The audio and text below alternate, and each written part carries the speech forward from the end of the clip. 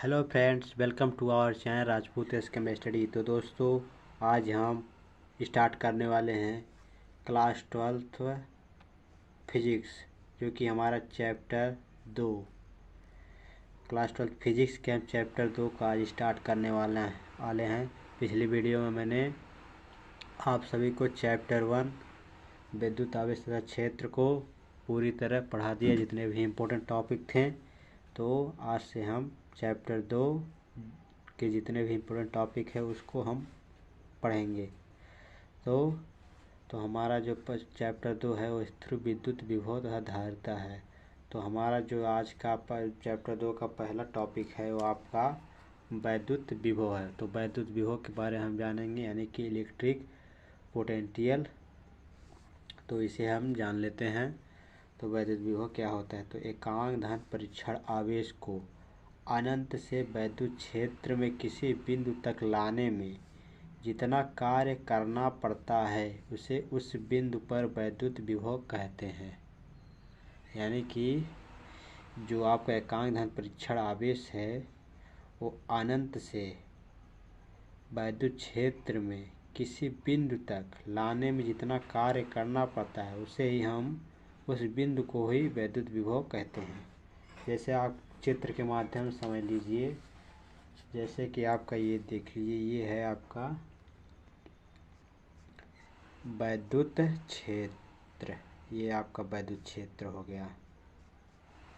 ये आपका क्या हो गया? वैद्युत क्षेत्र। और ये आपका यहाँ पर ये अनंत हो गया, अनंत दूरी। ये आपका अनंत हो गया। और यहाँ पर आपका धन परीक्षण आवेश है, यानी प्लस क्यू नॉट धन परीक्षण आवेश है। और इसको जब हम वैद्युत क्षेत्र में, ये वैद्युत क्षेत्र है, वैद्युत क्षेत्र में किसी बिंदु तक, देखिए चित्र के माध्यम से समझिएगा। अगर चित्र समझेंगे तो आप बहुत अच्छे तरीके से इसे याद कर सकते हैं। देखिए यहाँ से चलते हैं। देखिए एकांक धन परीक्षण आवेश को, एकांक धन परीक्षण आवेश को अनंत से वैद्युत क्षेत्र में किसी बिंदु तक लाने में, देखिए इसको जब हम यहाँ से यहाँ लाएंगे वैद्युत क्षेत्र में जो आपको लाएंगे परीक्षण आवेश को, तो इसके बीच में जो आपका देखिए जितना कार्य लाने में, जितना कार्य यानी कि W यानी कि वर्क, इसे हम कार्य कहते हैं, करना पड़ता है, उसे उस बिंदु का वैद्युत विभव कहते हैं। उस बिंदु का हम क्या कहते हैं? वैद्युत विभव कहते हैं। वैद्युत विभव ये आपको क्या है? वैद्युत क्षेत्र है। तो चलिए हम एक बार और आपको समझा देते हैं। देखिए एकांक धन परीक्षण आवेश को अनंत से वैद्युत क्षेत्र, ये वैद्युत क्षेत्र है, में किसी बिंदु तक लाने में जितना कार्य करना पड़ता है उसे उस बिंदु का वैद्युत विभव कहते हैं।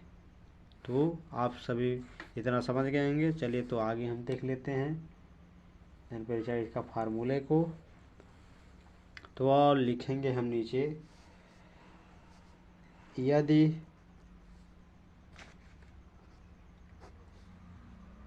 धन परीक्षण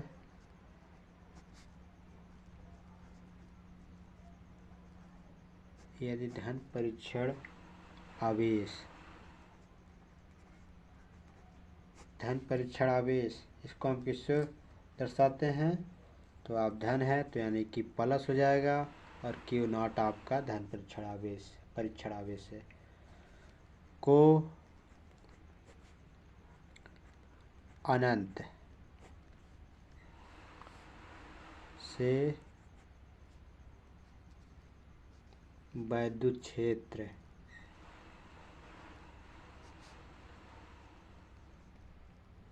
वैद्युत क्षेत्र के किसी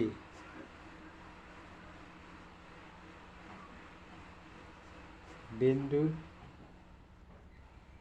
तक लाने में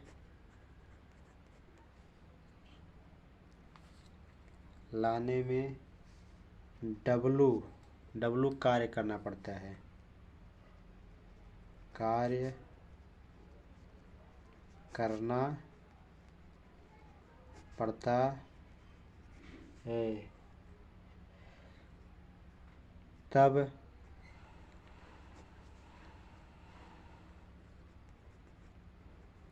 वैद्युत क्षेत्र के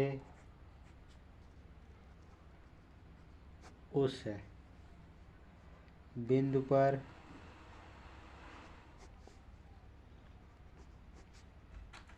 वैद्युत विभव हमारा यानी कि आपका जो है V बराबर आपका हो जाएगा W/Q0। ये आपका फार्मूला हो गया। उसके बाद हम इसका राशि को जान लेंगे, कौन सी राशि है। तो आपको यहाँ पर लिख देते हैं राशि। तो आपकी राशि है अदिश राशि। कौन सी राशि है? अदिश राशि।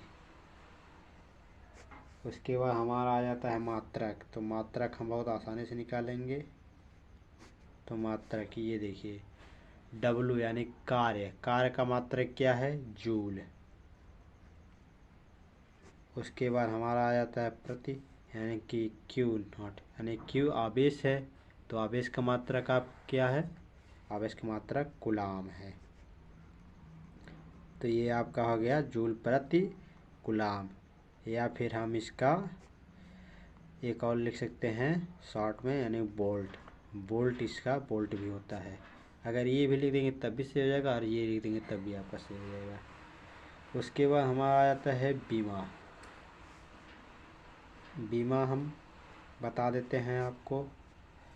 तो बीमा हम देखेंगे जूल यानी कि कार्य का जो जूल का आपका होता है यानी कि इसका जो होता है W/Q0। W का आपका बीमा क्या होता है? तो W का होता है आपका M/L² T/-2 अपान में ET आपका होता है आवेश का। उसके बाद इसका हम ऊपर ले जाएंगे तो ये हो जाएगा M/L² T/-2। उसके बाद ये हो जाएगा आपका E/-।